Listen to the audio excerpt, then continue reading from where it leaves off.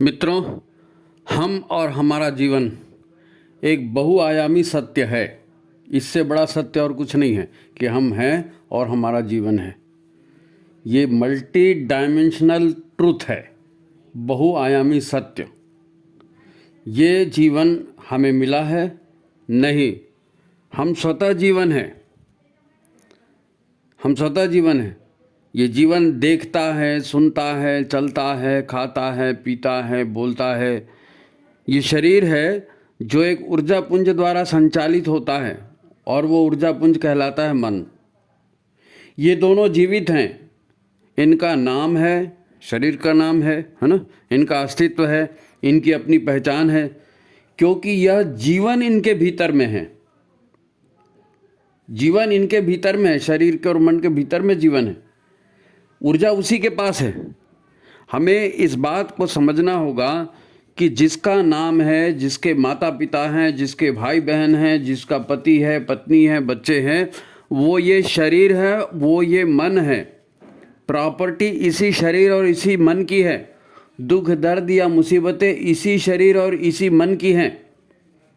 मन, सम्मान, पद प्रतिष्ठा, दोस्त, दुश्मन सब इसी के हैं, शरीर के और मन के।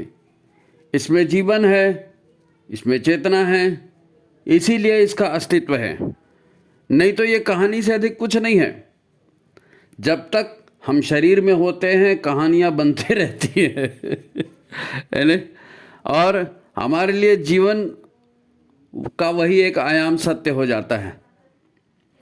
जीवन के बाकी आयाम और भी हैं, पर वो हमें अनुभव नहीं होते, क्योंकि मन बंधा रहता है उसी जीवन से। हम जो जानते हैं, पढ़ते हैं, या जो कुछ भी हमारे ज्ञान में है, हमारे दिमाग में है, वो इस शरीर और मन की पूंजी है। ये ज्ञान नहीं है, ये ज्ञान नहीं है। ज्ञान बताया नहीं जाता, ज्ञान अनुभव की बात है ना? जिसे आपने अनुभव नहीं किया वो ज्ञान नहीं है, वो जानकारी है। वो शिक्षा हो सकती है, वो ज्ञान नहीं है। वास्तविक ज्ञान को विद्या कहते हैं। ये ईश्वर के अस्तित्व का ही एक भाग है। वो कहते हैं ना, सा विद्या विमुक्तये। जिसके पास विद्या होती है वो विमुक्त हो जाता है। शिक्षा से नहीं, विद्या से विमुक्त होता है। वह विद्या है जो हमें मुक्त कर देती है। तो क्या हम बंधन में हैं? ये बहुत बड़ा प्रश्न है और आपसे पूछा जाना चाहिए। तो क्या हम बंधन में हैं? हाँ, हम बंधन में हैं। काय का बंधन है? शरीर का बंधन है, मन का बंधन है। हम, हमारी चेतना या हमारी आत्मा, आप इसे कुछ भी कहें, उसे हमारे मन ने शरीर के साथ बांध कर रखा है। मन ने बांध कर रखा है हमें शरीर के साथ। इतना ही नहीं, मन ने हमें इस शरीर में रखा है।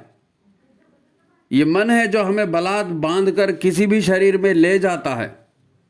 ऋषि कहते हैं, मन एव मनुष्याणाम बंधन मोक्ष कारकम।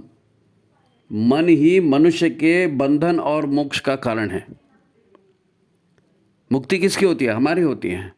शरीर की, मन की मुक्ति होती है क्या? हमारी मुक्ति होती है। हम मन के बंधक हैं, इसीलिए तो मनुष्य कहलाते हैं, क्योंकि मन ही हमारा इष्ट है। तो फिर ये मन क्या है? इसने हमें बंधक क्यों बनाया है? मन एक शक्ति है, प्रचंड शक्ति है, जो बांधने की क्षमता रखती है। मन एक प्रचंड शक्ति है जो बांधने की क्षमता रखती है।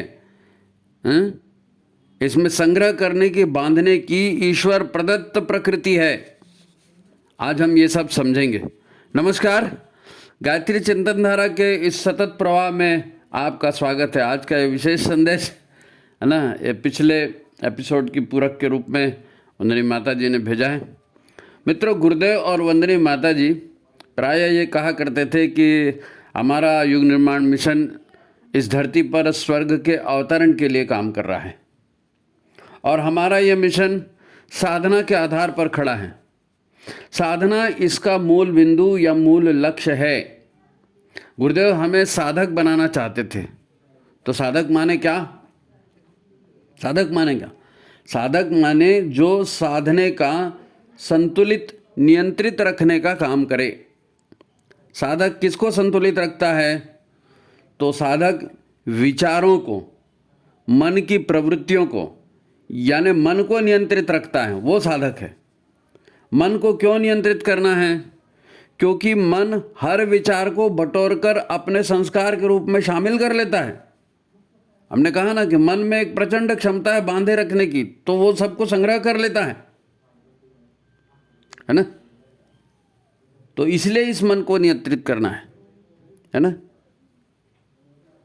और फिर जो प्राण ऊर्जा शरीर में है उसे ये उसी काम में लगा देता है जिस विचार को ये एकत्रित कर लेता है। मन विचारों को एकत्रित करता है, अपने में शामिल कर लेता है, अपना संस्कार बना लेता है, फिर उसी में प्राण लगा देता है, फिर हम लोग वही काम करने लगते हैं। दिमाग पड़ा है एक तरफ, दिमाग को मन नहीं पूछता है ना। मन अपने ढंग से काम करता है। तो किसी भी विचार को मन बटोर लेता है? नहीं, मन किसी भी विचार को नहीं बटोरता। आप हमेशा याद रखना, मन किसी भी विचार को नहीं बटोरता। वो उसी विचार को बटोरता है जो विचार उसको सुखकर लगता है, उपयोगी लगता है, काम का लगता है। अगर वो विचार सुखकर नहीं लगा, उपयोगी नहीं लगा, काम का नहीं लगा, तो पूरी बारात तुम्हारे से ढमढम करते निकल जाएगी, तुम्हारा ध्यान भी नहीं जाएगा, है नी। सेलेक्टिव है मन। तो इसमें बुरा क्या है? देखो, मन क्या करता है, वो अच्छा बुरा वो तो परिणाम बताएगा ना कि मन जो कर रहा है वो अच्छा है कि बुरा कर रहा है। मन तो स्वाभाविक रूप से उन्हीं विचारों को बटोरता है या उन्हीं पर काम करने को उत्सुक रहता है जो संस्कार, स्वभाव या वासना के रूप में अंतःकरण में ऑलरेडी संचित हैं। जो ऑलरेडी संचित हैं वो उसी को अच्छा समझता है और उसी को बटोरता है ना। गुरुदेव मन को साधने की बात करते हैं तो ठीक है, पर मन में ये स्वभाव, ये संस्कार, ये वासनाएं आई कहाँ से? कहीं से तो शुरुआत हुई होगी भाई। मन उन्हीं संस्कारों को ग्रहण करता है जो संस्कार पहले से ऑलरेडी हैं, विचारों को ग्रहण करता है जो विचार पहले से ऑलरेडी हैं। तो कभी तो ये विचार आए होंगे ना मन में, शुरुआत कभी तो हुई होगी जिसके आधार पर वो कलेक्ट कर रहा है उन्हीं विचारों को। अगर शुरुआत को ही ब्लॉक कर दिया जाए तो फिर मन उनको कलेक्ट नहीं करेगा। पहले से अच्छे संस्कार या अच्छी वासनाएं भरने की व्यवस्था गुरुदेव बना देते या महाकाल बना देते तो फिर कुछ भी हो जाता। हाँ, आप ठीक कहते हैं, महाकाल हैं, कुछ भी कर सकते हैं, पर ईश्वर स्वयं भी अपने नियमों से बंधा है। ईश्वर स्वयं भी अपने नियमों से बंधा है। देखो, प्रकृति और परमात्मा से, परमात्मा चेतना के संयोग से, है ना, एक छोटा सा एक कोशीय जीव बना। प्रकृति और परमात्मा चेतना के संयोग से एक छोटा सा जीव पहले बना जिसको अमीबा या एक कोशीय प्राणी कहते हैं, है ना। बाद में फिर भोजन और भोक्ता के नियम चले, क्योंकि जीवन है, कंटिन्यू होना है, तो बढ़ेगा कैसे? शरीर ही बढ़ेगा। तो शरीर को बढ़ाने के लिए, प्रजाति को बढ़ाने के लिए भोजन चाहिए, है ना। तो भोक्ता का नियम, भोजन और भोक्ता का नियम चालू हुआ। भोजन करते गए, भोग करते गए, संसार बनते गया। जलचर पौधे बन गए, जलचर प्राणी बन गए, फिर थलचर पौधे बन गए, थलचर प्राणी बन गए। विकास प्रकृति का स्वभाव है ना। चरैवेति चरैवेति, विकास प्रकृति का स्वभाव है।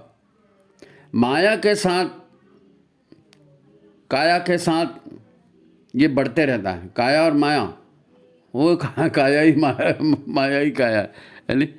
तो प्रकृति का स्वभाव है काया के साथ कर्म बदलते जाते हैं, पर चेतना नहीं बदलती। चेतना शाश्वत है, सत्य है। परमात्मा शाश्वत है, सत्य है, सनातन है। चेतना भी शाश्वत है, सत्य है, सनातन है। चेतना थोड़ी बदलती है। प्रकृति के साथ शरीर का विकास होता है ना। वो शरीर के साथ कर्म बदलते हैं। मन में बांधने की प्रवृत्ति भी इसी से है। मन में बांधने की प्रवृत्ति इसी से तो एक कोशीय जीव अस्तित्व में आया। आहार, निद्रा, भय, मैथुन से उसका जीवन चला और फिर उसकी बारंबारिता हुई, रिपीटेटिवनेस आई उसमें। बार बार जीव जन्म ले रहा है, पैदा हो रहा है, संतान पैदा कर रहा है, फिर जन्म ले रहा है ना। ये जीवन का ये मूलभूत स्वभाव है। जीव ही जीव का भोजन बनता है, क्योंकि जीवन चलाना है तो जीवन आएगा कहाँ से? जीवन तो प्राण से आता है, प्राण तो ईश्वर देते हैं।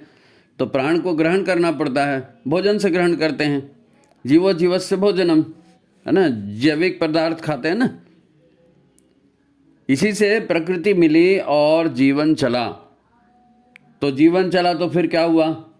जीवन चला तो समस्याएं आई, बहुत सारे जीव भी आए। जीवन चलाना था इसलिए काम जरूरी था। बहुत सारे जीव आए तो क्रोध प्रकट हुआ। फिर अपने लिए सुख चाहिए तो लोभ, मोह, मद, ईर्ष्या, मत्सर, ये सारे भाव मन में पैदा होते गए, है ना। ईर्ष्या, द्वेष, प्रतिद्वंदिता, ये किसने पैदा की? ये मन ने पैदा की। ये मन की पूंजी है, स्वाभाविक रूप से ये मन में विकसित होते आई है ना।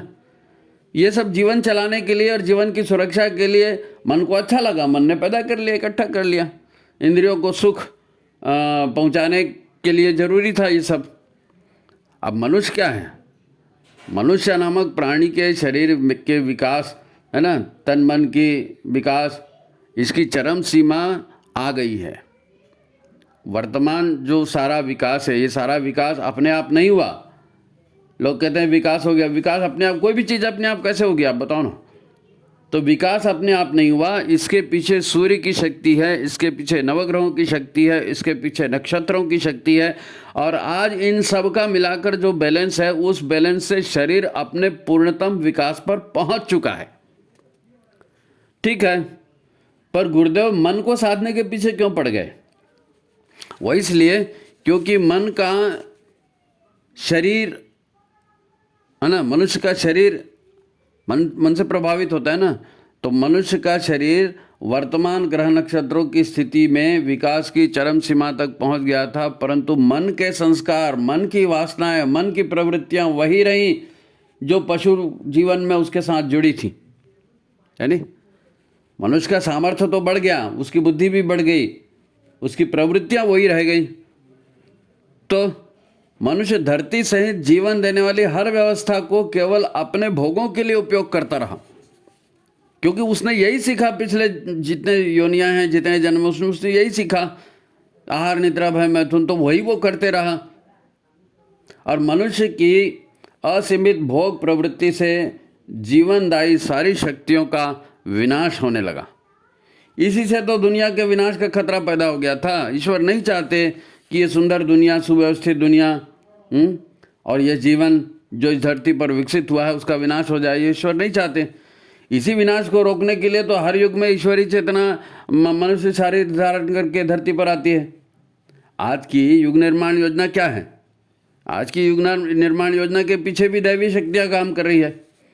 अब चूंकि प्रकृति पूर्ण विकसित हो चुकी है, परंतु प्रज्ञा का विकास नहीं हो पाया है। तो सुपात्र मनुष्यों को प्रज्ञा प्रदान करके मनुष्य को भोक्ता से देवता बनाना ये जरूरी हो गया था, नहीं तो धरती ही नष्ट हो जाती। मनुष्य को प्रज्ञा प्रदान करके भोक्ता से देवता बनाना जरूरी था, नहीं तो ये धरती ही नष्ट हो जाती। इसीलिए तो नारा दिया गया ना, मनुष्य देवता बने, बनी ये धरती स्वर्ग समान, यही संकल्प हमारा। किसने दिया नारा? गुरुदेव ने दिया। जो गुरुदेव से जुड़ गए हैं वो सौभाग्यशाली हैं। इसी जन्म में उनका दूसरा जन्म हो गया है, इसी जन्म में दूसरा जन्म हो गया, परंतु बात है ना, मन को अनुभव नहीं होती। मन उस बात को अनुभव नहीं करता और नहीं करवाता। सौभाग्य तो मिल गया, लेकिन मन उसको अनुभव नहीं कर रहा है ना। और ये स्वाभाविक भी है, क्योंकि मन के भीतर जो कुछ विचार संग्रहित हैं वो भोक्ता के हैं, भौतिक स्वार्थ के, अहंकार के, पोषण के संस्कार हैं। इसीलिए तो मन गुरुदेव की बातों को एक तरफ छोड़ के बार बार इधर उधर भागता है जी, क्योंकि मन के भीतर वो नहीं है। ठीक है, आपको लगा बहुत अच्छा मिल गया, गुरुदेव मिल गया, सौभाग्य, लेकिन मन को नहीं लगता वो सौभाग्य, इसलिए मन भागता है ना। गुरुदेव भी, है ना, इस बात को समझते थे, इसीलिए उन्होंने गायत्री महाशक्ति और सविता शक्ति का सहारा लेकर के डायरेक्ट मन को ही विकार रहित बनाने की पद्धति का प्रशिक्षण दिया। गुरुदेव ने जो सबसे महत्वपूर्ण काम किया, उसको फिर से इस लाइन को मैं बताता हूँ आपको। उन्होंने गायत्री महाशक्ति और सविता शक्ति का सहारा लेकर डायरेक्टली मन को ही विकार रहित करने की पद्धति का प्रशिक्षण दिया है। इसमें आप एक शब्द पर ध्यान दें, उन्होंने अपने संगठन को परिवार कहा है। संगठन को परिवार कहा है, गायत्री परिवार। क्यों भाई? संगठन तो युग निर्माण के उद्देश्य से बना, सारा तंत्र, सारी साधना पद्धतियाँ युग निर्माण के को ध्यान में रखते हुए बनाई गई। फिर संगठन का नाम गायत्री परिवार क्यों रखा? परिवार शब्द उसमें क्यों जोड़ा? क्योंकि परिवार ही बताएगा कि आपकी साधना का लेवल क्या हुआ है नी? परिवार ही बताएगा आपकी साधना का लेवल क्या हुआ है। आदमी बाहर बहुत बड़ा चढ़ा रहता है, वो घर वालों से पूछ के देखो तुम्हारा बाप का क्या है, वो बताएंगे कि हमारा बाप कैसे है नी? तो परिवार उसकी कसौटी है, परिवार उसकी कसौटी है नी? परिवार बताता है कि साधना का हाल क्या है। क्योंकि पशुवत, स्वार्थी और भोगी व्यवहार से परिवार कभी खुशहाल नहीं बनता। परिवार में लड़ाई झगड़े और अशांति का, दुख का कारण क्या है? ये पाशविक व्यवहार ही कारण है, स्वार्थ का व्यवहार ही कारण है। इसीलिए तो परिवार टूटता है और उसी को बदलना है। परिवार सिखाता है त्याग, परिवार सिखाता है सेवा, परिवार सिखाता है एडजस्टमेंट, और परिवार सामूहिक अस्तित्व का भाव पैदा करता है। यही तो हमें सीखना और सिखाना है, सामूहिक अस्तित्व। वसुधैव कुटुंबकम। हम पहले ही कह चुके हैं कि जीवन एक बहुआयामी सत्य है, जीवन एक बहुआयामी सत्य है। इसमें चेतना या आत्मा तो ईश्वर का ही अंश है, बदलता है मन का संस्कार, है ना? जब इसके पशुता की काट होगी, मन के भीतर जो पशुता के संस्कार हैं उसकी जब काट होगी, जब मन में देवत्व के संस्कार जुड़े, है ना, जहाँ देवत्व के संस्कार भीतर जुड़ने लगेंगे तो इसका प्रभाव परिवार पर होगा। और परिवार में दिखेगा कि हाँ भाई ये कितना अच्छा देवता है, उसके माता पिता देवता समान है। वो परिवार, अच्छा आदमी को देवता का उपमान देते ना।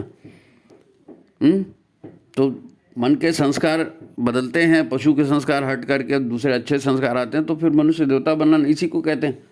परिवार के देवत्व भरे संस्कारी वातावरण में फिर कोई नया जीव भी जन्म लेगा तो उसमें देवत्व के संस्कार और भी जल्दी स्थापित होंगे और भी जल्दी जमेंगे। यही कारण है कि गुरुदेव ने व्यक्ति निर्माण, है ना, परिवार निर्माण और समाज निर्माण को साधना का अंग बनाया है, साधना का अंग बनाया। संगठन का नाम ही गायत्री परिवार रखा है। उद्देश्य यही था कि शरीर के साथ साथ मन भी विकसित होकर के देवत्व के गुणों की प्रधानता वाला हो जाए। क्योंकि आसुरी प्रवृत्ति वाला मन दुनिया का विनाश कर रहा था, परिवार को तोड़ रहा था। मैं और मेरे से ही तो परिवार टूटता है ना। तो भोग बढ़ रहे थे, शोषण बढ़ रहा था, द्वेष, ईर्ष्या, हिंसा आदि गुणों का शमन हो और धरती सभी के लिए सुखकर बन सके। इसीलिए यह गायत्री परिवार आध्यात्मिक विकास की एक प्रयोगशाला के रूप में शुरू हुआ। गायत्री परिवार क्या है? आध्यात्मिक विकास की प्रयोगशाला है। गुरुदेव ने इसलिए इसको शुरू किया और इसलिए गायत्री परिवार युग निर्माण योजना तो नाम है, लेकिन उसका संगठन का नाम अखिल विश्व गायत्री परिवार है ना, परिवार है। ये जरूरी भी था, क्योंकि अगर मनुष्य एक शरीर मात्र नहीं है, एक चेतना है, एक ऊर्जा है जिसे मन ने बांध कर रखा है, तो मन का पूरा ध्यान तो सांसारिक लेन देन को निपटाने में ही लगा रहता ना।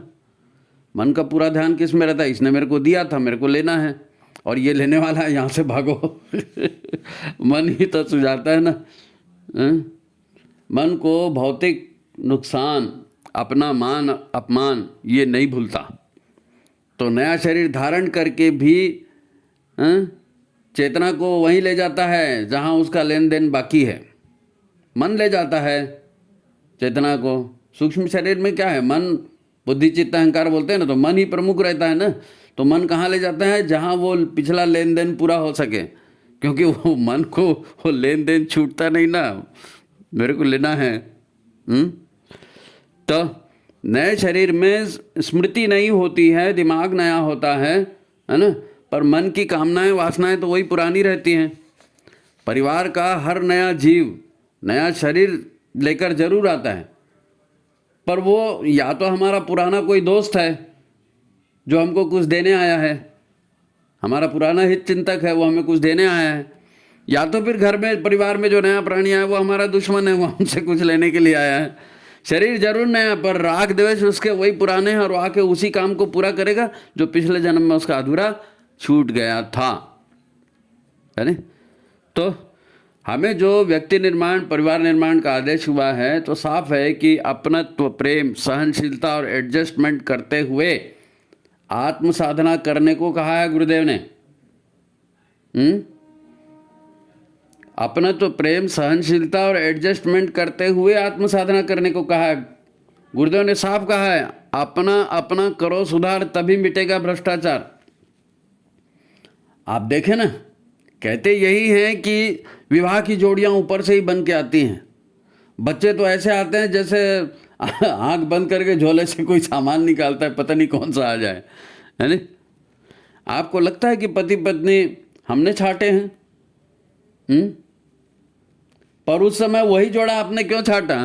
वो जोड़ा इसलिए छाटा, वो पत्नी इसलिए छाटी, वो पति इसलिए छाटा कि वो आपका प्रारब्ध था और आपको उसी से निपटारा करना था। इसीलिए तो आपने पसंद किया उस समय। बिना पसंद के कोई शादी करता है क्या? लेकिन पसंद क्यों आया? क्योंकि वो प्रारब्ध था आपका। तो परिवार में होने वाले तेरे मेरे के झगड़े का शांति से निपटारा ही तो प्रैक्टिकली मन की साधना है। मन की साधना क्या है? प्रैक्टिकल साधना यही है, तुम कैसे एडजस्ट करते हो। इसीलिए गुरुदेव ने गृहस्थ को तपोवन कहा ना। अच्छी गृहस्थी सबसे बड़ी तपस्या है भैया। अच्छी गृहस्थी करना किसी हिमालय में जाकर तपस्या करने से ज़्यादा कठिन है वो अच्छी गृहस्थी करना, है ना। गायत्री और यज्ञ, ध्यान और गुरु सेवा, ये वो काम हैं जिसके द्वारा गृहस्थ की साधना पूरी होगी। गृहस्थ की साधना पूरी होगी। आप ध्यान करेंगे, आप यज्ञ करेंगे, आप गुरुदेव के इशारों पर काम करेंगे तो कहीं और मन लगेगा, नहीं तो आप घुटते रहोगे। उसने मेरे को ऐसा क्यों कहा, उसने मेरे को ऐसा दिया, उसने मेरे को दिया, है।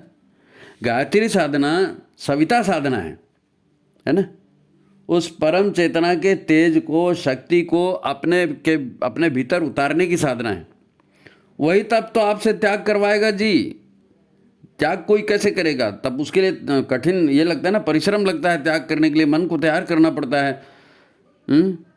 तो सविता साधना उस परम चेतना के तेज को अपने भीतर उतारने की साधना है। वही तप आपसे त्याग कराता है, पुराने राग द्वेष को भस्म करवाएगा। एक पति, एक बेटा शराबी दुराचारी निकल जाता है, होता है परिवार में ऐसा। एक लड़की, एक पत्नी बदचलन निकल जाती है, होता है परिवार में ऐसा। एक नौकर लूट कर सामान ले जाता है, एक चोर चोरी करके ले जाता है। एक बच्चा है, वो ऑटिज्म का शिकार होकर पैदा होता है, बच्चा विकलांग पैदा हो जाता है, बचपन से ही बीमार पैदा हो जाता है। तो ये सब सहन करने की शक्ति उस दिव्य चेतना से, गायत्री से, सविता से, गुरुदेव माता जी के प्रेम की ताकत से आएगी। यही तो साधना है, साधक की साधना है जी। ईश्वर से जुड़ा रहेगा, गुरुदेव से जुड़ा रहेगा तो वहाँ से वो ताकत आएगी। गृहस्थ की साधना क्या है? गृहस्थ की साधना मतलब ये पुराने लेन देन को शांति से निपटाना और नया कुछ अपने पास अर्जित करना। गृहस्थ की साधना पुराने गड्ढों को भरना और साथ ही साथ आध्यात्म के रूप में ज्ञान और ऊर्जा का संचय करना, ये साधना है। अपने जीवन को बेहतर बनाना।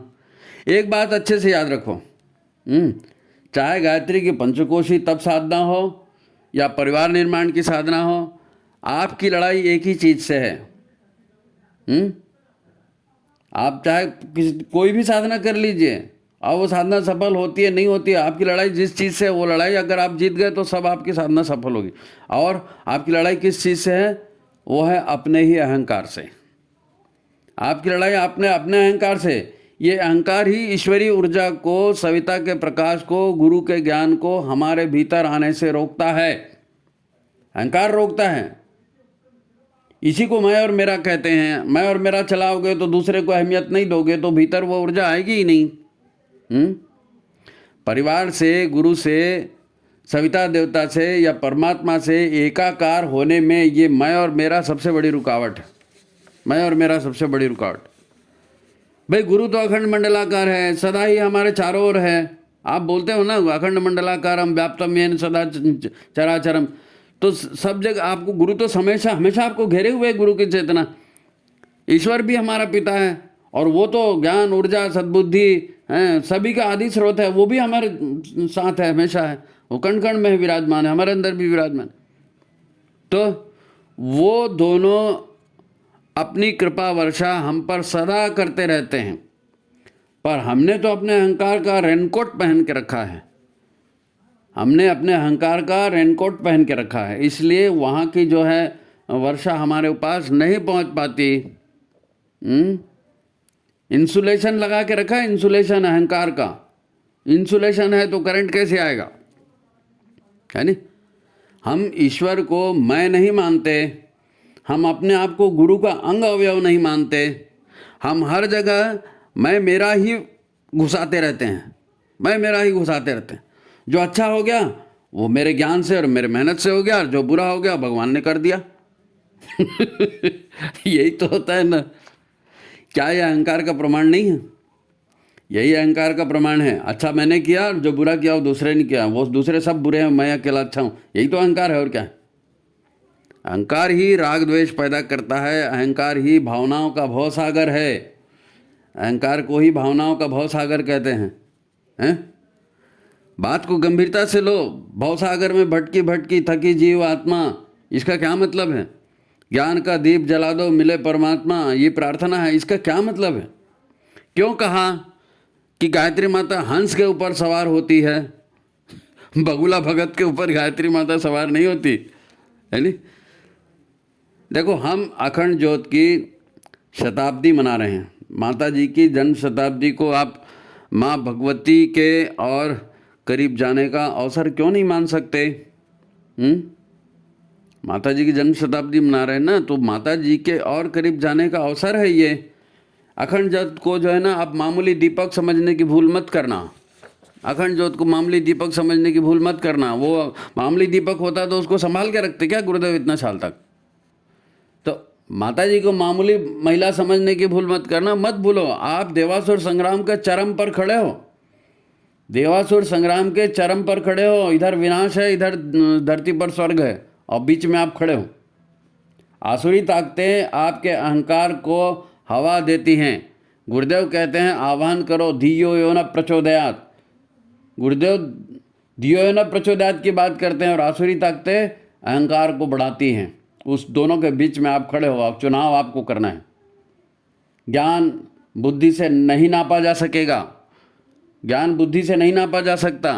ज्ञान भीतर में घटित होता है, ज्ञान भीतर में घटित होता है। लोग तर्क देते हैं, शिक्षा के किताबों के उदाहरण देते हैं और भ्रमित कर देते हैं, और हम भ्रमित हो जाते हैं। तो ये ज्ञान नहीं है, ये मन को बहलाया जाता है, ये कहना पड़ेगा। ज्ञान भीतर से स्वतः उभरता है। इसके लिए भीतर में सजल श्रद्धा चाहिए ईश्वर के प्रति। गुरुदेव कहते हैं ना, आस्था संकट। तो आस्था और विश्वास होगा, और वो आस्था और विश्वास में भी प्रेम होगा, तब वो ज्ञान अपने भीतर उतरित होता है। लोग हजारों मंत्र जाप करते हैं, हर तरह के व्रत करते हैं, साधना सफल नहीं होती। क्यों नहीं होती? क्यों नहीं होती साधना सफल? ईश्वर तो लगातार प्राण, ऊर्जा, प्रज्ञा उपहार देते रहते हैं ना। हमारा रिसीवर ठीक नहीं है, हमारा रिसीवर ठीक नहीं है, इसको रोकता है अहंकार। अहंकार माने सेल्फ कॉन्शियसनेस। अहंकार किसको कहते हैं? Self consciousness. सेल्फ का है कि मैं शरीर हूँ, मैं मन हूँ, मेरा मन करेगा तो मैं करूँगा, मेरे को ये सूट करता है, मेरे को ये सूट नहीं करता है, मैंने ऐसा सोचा, ये मेरा दुश्मन, ये मेरा दोस्त, ये मेरे ज्ञान। ये अहंकार, ये सेल्फ कॉन्शियसनेस, ये हमारा देह भाव, हमारा मनोभाव, हमारे मन के भीतर के पूर्वाग्रह, हमारे मन की विकृत धारणाएं, ये रोकती हैं। गुरुदेव क्या कहते हैं? साधक सविता एक। शांति कुंज में गए और सबसे बेहतरीन चीज़ प्रातः का ध्यान होता है जो गुरुदेव ध्यान कराते हैं, और उसकी अंतिम सीमा क्या है? साधक सविता एक, समर्पण विसर्जन विलय। तो ये समर्पण विसर्जन विलय ये नहीं हो पा रहा है, क्योंकि हमारे वाइब्रेशन, हमारी फ्रीक्वेंसी, हमारी रुचियाँ, हमारी प्रवृत्ति ईश्वर के वाइब्रेशन, ईश्वर की प्रवृत्ति से मैच नहीं हो रही है, मैच नहीं हो रही है। ये जो अभी तक बताया गया ये साधना है, यही तो साधना है। मनुष्य को देवता बना देती है। जीवन देने वाला, खुशियाँ बांटने वाला, माफ़ करने वाला, करुणा बरसाने वाला, ऐसा बना देती है जीवन की साधना। साधना से ही तो साधु बनता है ना। वो कहते हैं ना, साधु हृदय नवनीत समान। साधु का, साधक का हृदय नवनीत यानी मक्खन के जैसा बना देती है साधना। पूर्वाग्रह रहित होती है, प्रेम बांटती है, इसे मक्खन कह रहे हैं। और क्या है? साधना एक सतत प्रक्रिया है। आप जाप करते हैं, उपास करते हैं, आप शांति कुंज जाते हैं, स्वाध्याय करते हैं, सत्संग करते हैं, तो इसका भी परिणाम निकलता है। थोड़ी देर के लिए आपका अहंकार जो है ना, उसमें छेद हो जाता है। जब आप जाप करते हैं, शांति कुंज जाते हैं, व्रत उपास करते हैं या सत्संग करते हैं, तो थोड़ी देर के लिए आप अहंकार को भूल जाते हैं, और ये अहंकार में छेद हो गया समझ जाओ, थोड़ी देर के लिए, है ना। हृदय निर्मल हो जाता है थोड़ी देर के लिए। परंतु उस जगह से, उस वातावरण से और उस भाव से हटते ही फिर से देह भाव जागृत हो जाता है। मैं तो अमुक हूँ, मेरा ये नाम है, मेरी ये जाति है, ये मेरी प्रॉपर्टी है, ये मेरे रिश्तेदार हैं, ये मेरा पद है, ये मेरी डिग्री है, ये मेरा मान सम्मान है। वो साधना से वहाँ से हटते ही ये अपने आप फिर ऑटोमेटिक आ जाती है। यही देह भाव है, यही सेल्फ कॉन्शियसनेस है, यही अहंकार है, यही आपको ईश्वर से, सत्य से मिलने से रोकता है। इसी को हम फिर से अपनी पहचान मान लेते हैं। गुरु गीता, गुरु भक्ति, गुरु के प्रति समर्पण, हजारों ज्ञान की बातें आपके दिमाग में होती हैं, पर ये कोरी बकवास है। ये कोरी बकवास है, और ये तब तक बकवास है जब तक ये आपके हृदय में नहीं उतरती, आपके व्यवहार में नहीं उतरती। व्यवहार में उतरेगा तो ही तो हमें बात है ना, नहीं तो 1000 किताबों का बोझा सिर पर ढोते रहो, क्या मतलब। ये व्यवहार में उतरती है तो 2 कौड़ी का लगने वाला इंसान भी संत, साधक और देवतुल्य बन जाता है। यही सजल श्रद्धा, साधना और प्रखर प्रज्ञा का गूढ़ रहस्य है। गुरुदेव ने वहाँ पर स्मारक बना के रखा, भैया ऊपर जाना है, प्रणाम करना है, लंबी लाइन लगी है, नहीं बनता, आप सजल श्रद्धा प्रखर प्रज्ञा में चले जाओ। क्यों? क्योंकि वहाँ पूरा बीज रखा हुआ है। सजल श्रद्धा, यही साधना, यही प्रखर प्रज्ञा, ये गूढ़ रहस्य है शांति कुंज का। एक अंतिम बात याद रखो। क्या? सच्चा ज्ञान भक्ति में विलीन हो जाता है ना। वो शेखी बघारने के काम नहीं आता, अपना तो बढ़ाने के हिस्सा के, अपने आप को बड़ा दिखाने का काम नहीं आता। सच्चा ज्ञान जो है भक्ति में विलीन हो जाता है। और जो सच्चा भक्त होता है ना, वो किताब पढ़े या ना पढ़े, सच्चा भक्त होगा, उसके हृदय में ज्ञान स्वतः उदित हो जाता है। साधक सविता एक, समर्पण विसर्जन विलय। तो जब साधक सविता में एक हो गया तो सविता की पूरी शक्ति साधक को मिल गई।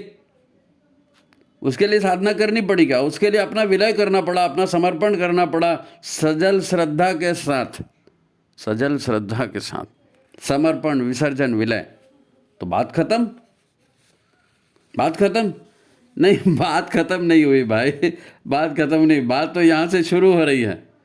क्योंकि करोगे क्या आप? आपने ये प्रवचन सुन लिया, ये बात सुन ली, ये संदेश सुन लिया माता जी का, आप करोगे क्या? तो सोकर उठते ही गुरु को प्रणाम करें, सोने से पहले गुरु के शरण में जाएं। ठीक है? जीवन में बहुत कुछ आपको नहीं मिला, बहुत सारी कमियां रह गई, पर मनुष्य जन्म तो मिला, गुरु तो मिला, ये कम है क्या? उसके लिए धन्यवाद दो कि मनुष्य जन्म मिल गया, सदगुरु मिल गया, हे ईश्वर आपका धन्यवाद। धन्यवाद से भर जाओ, जो मिला है उसके लिए इसका, ईश्वर का धन्यवाद करो। अपने भीतर मौन मानसिक जाप हमेशा किया करो। मौन मानसिक जाप हमेशा अपने भीतर चलने दो। आप गाड़ी चला रहे हो, आप कहीं पर बैठे हो, आप कहीं जा रहे हो, कुछ सोच रहे हो, मौन मानसिक जाप चलने दो भीतर में। जो भी प्रेरक साहित्य या जो भी वीडियो आप देखते हो, सुनते हो, उस पर मनन करना सीखो। ऐसा नहीं है कि आधे घंटे का 10 मिनट का वीडियो देखा और फिर भूल गए, फिर दूसरा देखे। नहीं, जो देखे उस पर मनन भी तो करो, उसकी जुगाली भी तो करो, उसको अपने भीतर संस्कार के रूप में स्थापित तो करो। दूसरों का हक मत मारो, दूसरों का हक कभी नहीं मारना, दूसरे के हिस्से की चीज कभी नहीं लेना। खुद को हमेशा याद दिलाते रहो कि मैं शरीर नहीं हूँ, मैं मन भी नहीं हूँ। हमेशा याद दिलाओ हमेशा खुद को। मुझे साधना करने के लिए यह मानव शरीर मिला है, ये कर्म योनि और भोग योनि दोनों हैं। इन कष्टों के लिए, जो कष्ट हमें मिले हैं, इसके लिए दूसरे को दोषी मत मानो। जो मिला है वो हमारे ही कर्मों का फल है। हमारे ही कर्म ठीक नहीं थे तो कर्मों को ठीक करने में ध्यान दो। आप दूसरों को कष्ट नहीं पहुंचाते, स्वतः के लिए प्रारब्ध बनाते हैं। स्वतः के लिए प्रारब्ध बनाते हैं, क्योंकि हमने जो दूसरे को पीड़ा पहुंचाई वो लौट हमारे पास प्रारब्ध बन के आ गई। तो रिश्तों की अहमियत यही है कि वे आपको त्याग करना सिखाते हैं, सेवा करना सिखाते हैं, प्रेम करना सिखाते हैं, करुणा का अभ्यास करवाते हैं। नहीं तो व्यक्ति तो अकेला पैदा होता है, अकेला मरता है और अकेला ही अपने कर्मों का फल भोगता है। तो गुरुदेव ने बोल के रखा है परिवार की क्या जरूरत है। परिवार की जरूरत इसीलिए है कि परिवार उन गुणों का विकास अपने भीतर करता है। विश्व में भारत की परिवार व्यवस्था क्यों बेहतर मानी जाती है? क्योंकि ये नर रत्नों की खान है। यहाँ से संस्कारित व्यक्ति पैदा होते हैं। एक देवतुल्य व्यक्ति, एक देव परिवार नए युग के निर्माण का आधार बनेगा। हाँ, मेरी बात ये ध्यान से सुनिए, ये बहुत महत्वपूर्ण लाइन है और इसी लाइन के लिए ये पूरा वीडियो बना है। एक देवतुल्य व्यक्ति और देव परिवार ही नए युग निर्माण का आधार बनेगा, वरना विनाश का बुलडोजर तो महाकाल दुनिया भर में चला ही रहे हैं। महाकाल का तांडव नृत्य चल रहा है। सारी अनीतियाँ, सारे दुर्व्यवहार, सारी दुष्टता महाकाल भस्म कर रहे हैं। तो नवनिर्माण कौन करेगा? नवनिर्माण देवतुल्य व्यक्ति करेगा, देव परिवार से नवनिर्माण होगा। मित्रों, ये एपिसोड पिछले एपिसोड की ही अगली कड़ी है। पिछले एपिसोड की ही अगली कड़ी है। हमारा पिछला एपिसोड था सावधान, महाकाल उल्टे को उलटकर सीधा कर रहे हैं। जिस बहन ने ये प्रश्न किया था उसने फिर प्रति प्रश्न किया कि ठीक है महाकाल ऐसा कर रहे हैं, युग निर्माण में ये सारा हो रहा है, लेकिन इसमें हमको क्या करना है, हम कैसे करें जीवन में, ये हमको बताना है। तो कैसे करना है ये भी बताया और क्यों करना है ये भी बताया। ये वंदनी माता जी का पत्र है, वंदनी माता जी का संदेश है जो बहन जी के जवाब में आया है नहीं। तो फिर आज की बात समाप्त। लगे तो फिर से इसको सुनिए। आपको अच्छा लगा तो लाइक करिए, शेयर करिए और भी लोगों के पास इसको भेजिए, है ना। ये जो अखंड ज्योत की जन्म शताब्दी, वंदनी माता जी की जन्म शताब्दी, ये सारे कार्यक्रम हो रहे हैं। इन कार्यक्रमों में ये ध्यान रखें, ये जो आज का चिंतन है ना, ये बहुत महत्वपूर्ण है। इसको ध्यान में रख करना जो भी काम करोगे तो, क्योंकि भावों से होता है। भावनाएं आपकी कैसी हैं उसी से परिवर्तन होगा, कर्मकांड से नहीं, भावनाओं से परिवर्तन होगा। तो ठीक है, गुरुदेव माता जी की कृपा आपके ऊपर बरसती रहे। आप सभी को मंगल कामनाएं, शुभकामनाएं। आज की बात समाप्त। वीडियो को लाइक करिए, शेयर करिए, लोगों के पास भेजिए, है ना। अगर जुड़ना है तो आप व्हाट्सअप किया करो। व्हाट्सअप से प्रश्न हमारे पास आते हैं तो हमारे को बातचीत करते बनती है। नहीं तो आप यूट्यूब में अपने कमेंट दे दिया, छोड़ दिया, तो फिर बातचीत नहीं हो पाती। तो आप व्हाट्सअप करें, फिर हमको जब भी समय मिलेगा आपके प्रश्नों का समाधान किया जाएगा। ठीक है, आज की बात समाप्त।